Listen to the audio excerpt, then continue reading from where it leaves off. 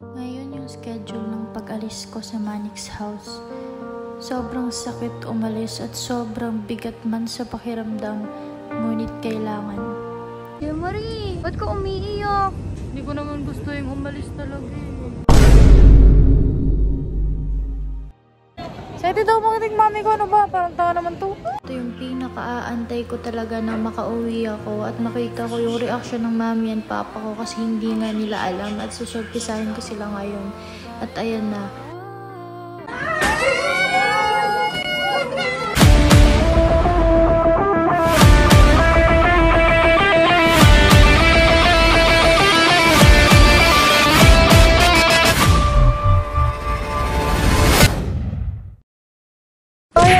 Guys, sobrang lungkot ko ngayon kasi aalis na ako. Pupunta na ako ng Cebu, babalik na ako doon. And ewan ko pa kung makakabalik pa ako dito sa Manix house kasi ayaw kong umiyak sa harapan nyo pero nga pinapalis na ako. Wala akong magagawa kundi umalis na lang talaga. Naka-impake na yung gamit ko. Papakita ko sa inyo yung maleta ko mamaya. And ayun na nga, sana supportahan nyo pa rin ako kahit wala na ako dito sa Manix house, wala na ako dito sa Manix farm. And sana makakabalik pa ako dito sa Manix house. Kaya ayun, update ko na lang kayo guys kasi ngayon papunta pa ako Manila, aantayin ko yung flight ko. So ayun, update ko na lang kayo mamaya. Ayun guys, inaantay ko na lang yung carpool. Yan na yung mga gamit ko. Ayun. Magpaalam muna ako sa Manix house.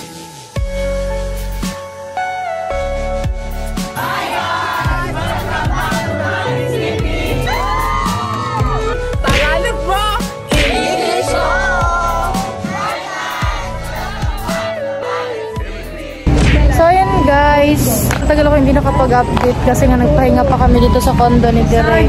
And ayun, papunta na kami sa Pasay sa Naiya kasi 4 AM yung flight namin. Ayan. Ate Ipon! Ayan, bye-bye. Uwi na ako! Balik ka rin sa Manix, diba? Oo. Ayun guys, nagka-carpool kami. And ayun, update na lang namin kayo pag ando na kami sa airport. Ayun. Let's go. And guys, nandito na ako sa loob ng for the bag drop. Ito nga, may maleta ako. Ayan.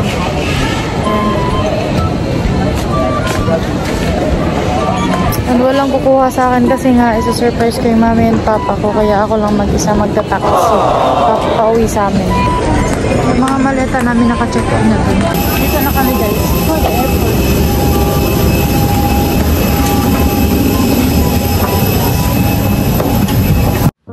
Schedule ng pag-alis ko sa Manix house. Sobrang sakit umalis at sobrang bigat man sa pakiramdam, ngunit kailangan.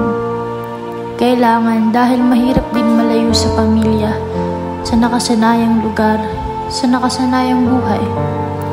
Alam niyo naman na dumayo ako sa malayong lugar, malayo sa pamilya ko para magtrabaho. Para ako naman nabubuhay sa kanila. Sa pag-alis ko ay sana'y andito pa rin kayo, nakasuporta sa buhay ko. Umalis man ako, pero babalik din ako. Siguro, kailangan ko muna yung pamilya ko sa ngayon. Kailangan ko muna ng kaagapay sa buhay, at kailangan ko muna ng pahinga. Kaya, paalam Manix house, at hanggang sa muli. Tia Marie, ba't ka umiiyak? Kasi, andito na tayo sa Cebu. Namimiss ko na si Sir Manix tsaka yung buong Manix farm kasi hindi ko naman gusto yung umalis talaga eh. Hindi sana nagpaiwan ka na lang.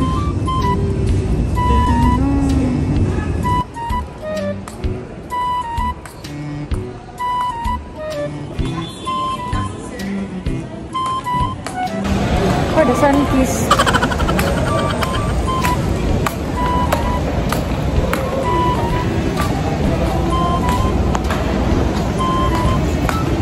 Pauwi na kami guys. Pauwi na kami ng Cebu. I'm so excited.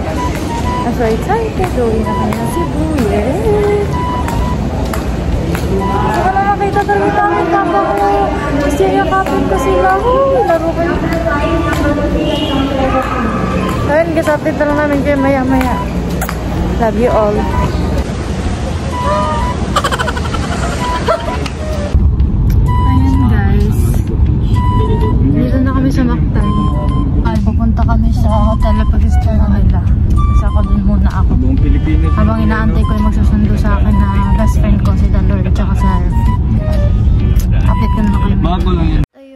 wakas guys, nakauwi na ako. Andito na ako sa tapat ng bahay namin. Ito yung pinaka-aantay ko talaga na makauwi ako at makita ko yung reaction ng mami and papa ko kasi hindi nga nila alam at susurpisahin ko sila ngayon. At ayan na.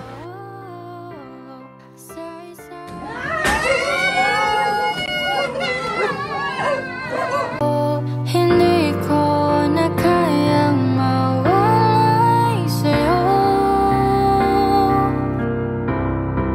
Ikaw ang kumpas pag naliligaw. Ikaw ang kulay sa langit na bughaw. Sa bawat bagyo na dumadayo, ikaw ang kanlungan na kailangan ko. Kahit hindi mo alam, ilang beses mo kong niligtas. Ikaw ang hantungan at aking wakas.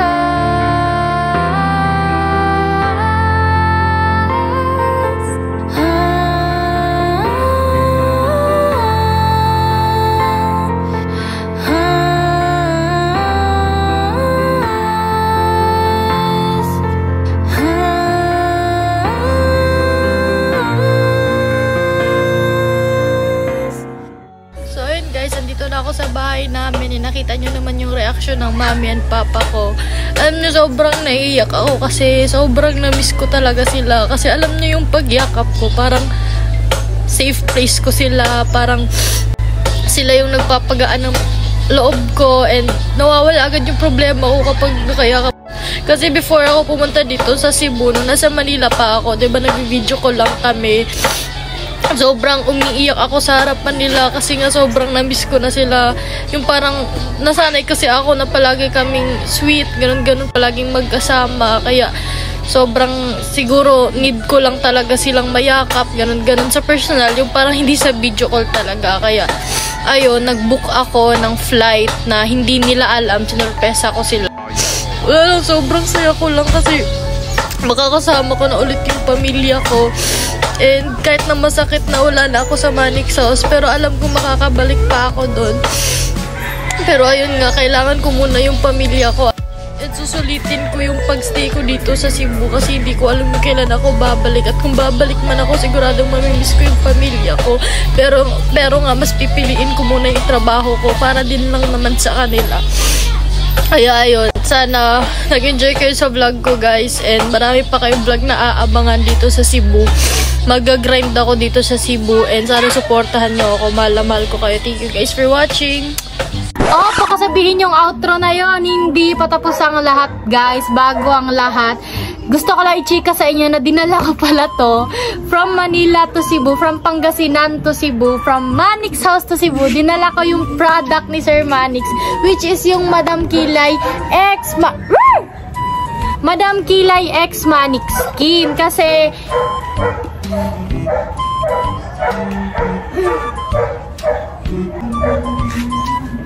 magpa-vlog naman kayo. Aadobohin ko kayo eh. Wait lang kasi. Ayun guys, andito pala. Sige, wag nyo na lang pansinin yung aso. Andito pala ako sa tapat ng bahay. Malapit na siyang matapos. Finishing na lang. And ayun na nga, sobrang ganda nito kasi Insta Bright Whitening Lotion to. Wag nyo nang pansinin yung aso kasi nakakagigil.